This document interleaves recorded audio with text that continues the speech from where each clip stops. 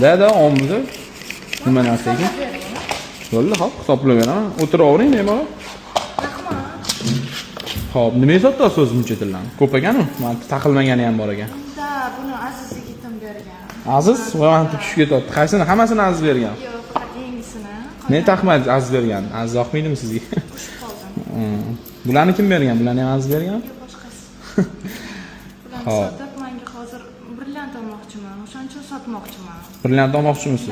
Oho, komplekt ko'rib qo'ydingizmi deyman-da, brilliant. Xo'p, 585, 583 ekan.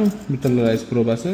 Xo'p, bitta mashinangiz Van Cleef ekan, uzuzri ekan, bitta mashinangiz izlab hisobda olib qolinadi. Qolgan narsangiz bo'lmagan lekin.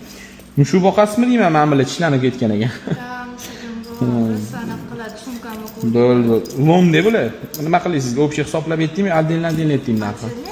Qimmatroq olman deganingiz uchun. Bo'ldi, sizga qimmatroq qilib beramiz. Xo'p, qarang, lomlaringiz mana mana grammi o'ziga yozilgan, o'shaning uchun tarozga qo'ymadim. Xo'p, 45 u 73 ekan, 950 mingdan qilib beraman. Lom bo'lganiga. Xo'p, qarang, 43 million 443 ming bo'pti. Men sizga 43 million 500 qilib beraman. Lom tillalaringizni. Xo'p, mana bu komplektingiz bo'lsa 768. Buni 1 milliondan qilib beraman. 7 million 680 ming chiqadi. 7 million 700 qilib beraman. Xo'p, 43 million 500 plus 7 million 700. Общий summa 51 million 200 bo'pti. Tekst qilib bering. Nech pul? 51 millionmi? 52 million.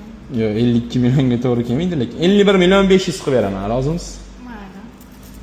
Rozi bo'lsangiz, bari sovg'a qilishgan ekan sizga. Komplekt nech pulga ko'rdingiz? Komplekt 3 mingga ko'rdim. 3 mingga, oho. 5 mingga ko'rdim. Xo'p, qarang. Bu yerda 40 million, mana 50 million sanalgan, bemalol sanaverasiz.